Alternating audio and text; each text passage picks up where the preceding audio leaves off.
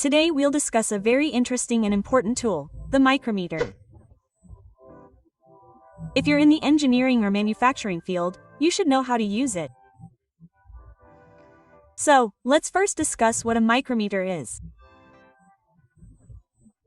Simply put, a micrometer is a precision measuring tool used to measure very small dimensions, such as the thickness, length, or diameter of a metal rod, wire, or any mechanical part.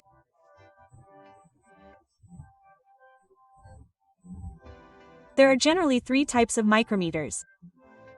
The first is the outside micrometer, also known as the external micrometer. It's used to measure an object from the outside, such as the diameter of a cylinder. The second is the inside micrometer. The inside micrometer is used to measure the internal diameter of an object. The third is the depth micrometer. It is used to measure the depth of an object or the height of a surface. In this video, we will learn in detail about the external manometer. First, let's understand its components and their functions. The first component is the U-frame. This is the U-shaped body of the micrometer. This frame is made of a strong material, such as cast iron or steel, to provide stability and durability to the micrometer. The second component is the anvil. This is a fixed component located at one end of the frame. Its function is to support the object from one side while you take measurements. The third component is the spindle. This is a movable cylindrical rod that moves toward the anvil. You get a measurement when the spindle and anvil touch the object. The fourth component is the sleeve. This is a graduated cylinder that covers the spindle. It has a scale on it, which displays the main measurement. This scale is in millimeters. It has a total of 25 divisions and 25 subdivisions. The fifth component is the thimble. This is the rotating part that moves the spindle. The thimble has a graduated scale in millimeters. This helps us give readings in additional decimal places. The fourth and most important component is the ratchet stop. This is a safety feature that prevents the spindle from over-tightening. Whenever you use the ratchet, it applies a specific force. This keeps your measurements accurate.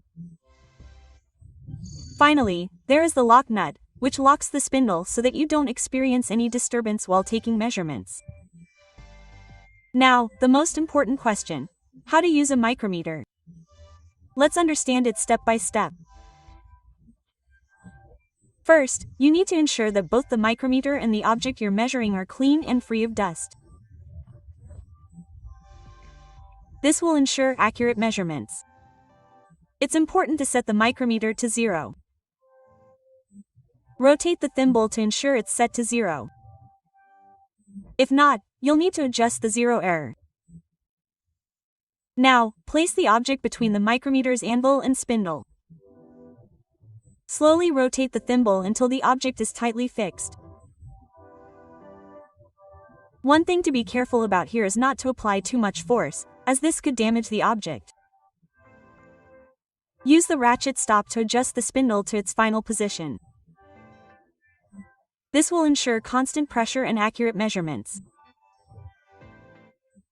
Now, hold the micrometer up to your eyes and carefully read the scales marked on the sleeve and thimble. First, take the reading on the sleeve, which has a total of 25 divisions and 25 subdivisions. The difference between each division is 1 millimeter, and each division has a subdivision representing half a millimeter. Next, you need to take a reading from the scale on the thimble. Thimble readings are for very small distances. This means that when we rotate the thimble once, a distance of half a millimeter is created on the sleeve. There are a total of 50 divisions, with a difference of 0.01 millimeters between divisions. To take this reading, you need to see which number line on the scale on the thimble exactly matches the horizontal line on the sleeve.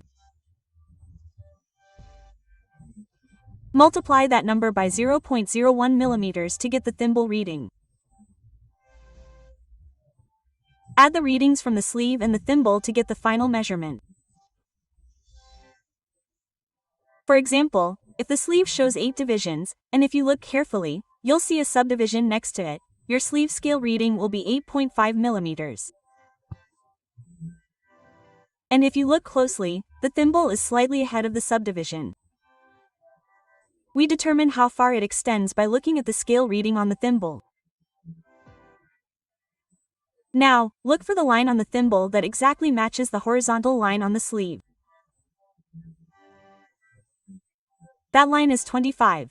Multiplying 25 by 0.01 millimeters will give you the thimble's reading. Add the thimble's reading to the sleeve's reading, giving you a final measurement of 8.75 millimeters. There are some common mistakes you should avoid when using a micrometer, such as over-tightening. Try not to over-tighten the spindle in an effort to grip the object tightly, and don't forget to check the micrometer's zero position. Otherwise, the reading may be inaccurate. So, friends, this was a complete guide to using a micrometer. In the next video, we'll learn how to use the inside micrometer and the depth micrometer. If you enjoyed the video, don't forget to like and subscribe to the channel. See you in the next video. Until then, happy learning!